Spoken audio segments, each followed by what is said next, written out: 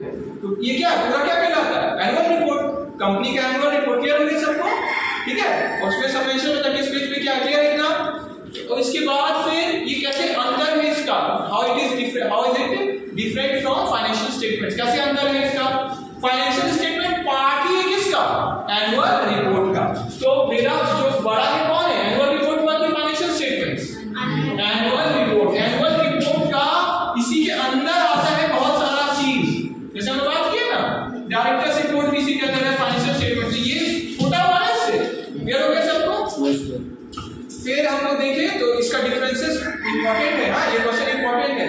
एक तो पहला कि कॉर्पोरेट फाइनेंशियल रिपोर्टिंग क्या होता है, उसका नीड ऑब्जेक्टिव्स क्या है, फिर एनुअल रिपोर्ट क्या है, बहुत इंपॉर्टेंट है, एनुअल रिपोर्ट क्या है और उसके अंदर क्या क्या चीजें आती है। क्लियर हो गया, और कैसे ये अंतर है इसका किससे, फाइनेंशियल स्टेटमेंट्स, ये इंपॉर्टेंट है। ठीक है, कंटेंट्स, मैंडेटरी और वॉलंटरी डिस्क्लोजर क्या होता है कि जो जरूरी है आपको बताना ही है। जैसे डायरेक्टर रिपोर्ट किसी भी कंपनी को देना है कि नहीं देना है, तो मैंडेटरी में आ जाएगी, फाइनेंशियल स्टेटमेंट बताना है कि नहीं बताना है, मैंडेटरी। वॉलंटरी क्या हो गया कि जो एक्स्ट्रा इंफॉर्मेशन है जो जरूरी नहीं है, सब किसमें चल जाता है, वॉलंटरी, है ना।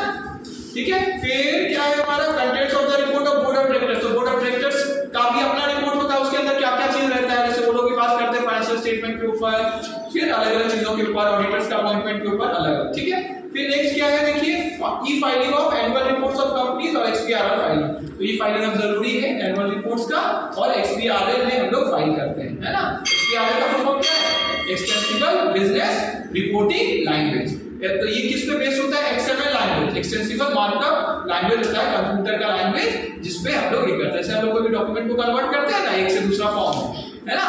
तो ये अभी क्या हो रहा है, एनुअल रिपोर्ट और इसका जो भी डॉक्यूमेंट्स है उसका फाइलिंग के लिए यूज हो रहा है। ठीक है, तो बेटर नोट्स आपको हम भेज दिए, है ना, नोट्स हम लोग किए थे और इसको क्लास में डिटेल में डिस्कस भी किए थे, पूरा यूनिट किए थे ना हम लोग। ठीक है, तो ये हो गया हमारा सिलेबस। ठीक है, रिवीजन हम लोग इसमें शॉर्ट में देख लिए कि क्या क्या चीजें हैं। जरूरी चीज क्या है, आपको कोई भी चैप्टर का फॉर्मेट, उसका जर्नल एंट्रीज, उसका चार्ट्स, ये पता होना चाहिए। वो चैप्टर का वैल्यू क्या है, क्यों आया ये चैप्टर, ऑब्जेक्टिव्स, नीड्स, ठीक है, टाइप्स, जैसे types of amalgamation, types of, ठीक है, मेथड्स कितने होते हैं, types of preference shares, types of debentures, ठीक है, टाइप्स ऑफ शेयर्स। तो जो भी चैप्टर है उसका बेसिक चीज जो होता है वो बहुत इंपॉर्टेंट होता है। ठीक है, क्लियर हो गया।